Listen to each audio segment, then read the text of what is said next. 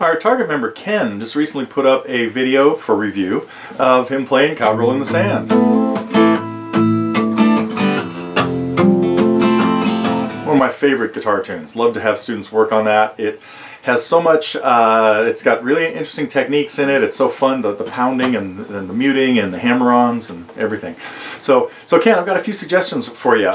First of all, let's see. Well, where do I want to start? 3 or 4 things. First of all, good job singing it, getting the words out and stuff like that, and you know, making the melody work for you. So it's a hard one to sing. You know, I think, and you were tuned down a little bit, down probably a whole step. I didn't check completely, but it seemed like that gets you good sound out of the guitar. So here are a couple things I want to talk about. One of them is timing, but the first is work on the palm muting a little bit too. You've got good motion with your hand here, and instead of it sounding like this, see if you can get the base of your hand to just lightly touch the strings with every stroke. So it's a little bit more of this kind of little, you know, coming into the guitar rather than straight across the strings. So you can just work on that with the chord on or not. Here you could just hit the 6th string, and again, the base of your hand right there near your wrist is touching the string right at the saddle. That's the target spot. So anyway, work on that. Now, and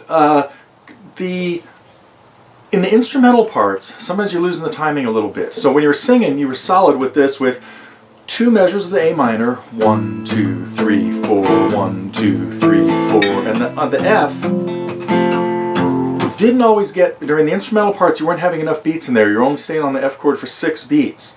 So sing the melody in your head when you're playing the intro. While you're doing this, in your head, you should be doing this, because every time you sang it, you had it right. You should be thinking, do do do do do do, 2, 3, 4, do do do do do do, 1, 2, 3, 4. So sometimes you were doing this, 2, 3, 4, 1, 2, 3, 4, 1, 2, 3, 4, 5, 6, 1, 2, 3, 4. So not sure if you were aware you were doing that. If you were doing that intentionally, it's cool. If you know you're playing only 6 beats on the F chord. Speaking of the F chord, if you can get your thumb wrapped around and get that F in the bass along on the F major 7, that would add a little bit to it too. Your thumb is so close there that I think you could get that F in the bass and make that work. So try to get the thumb wrap happening there. The other F chords in the song. Here we want an F major 7 the same way.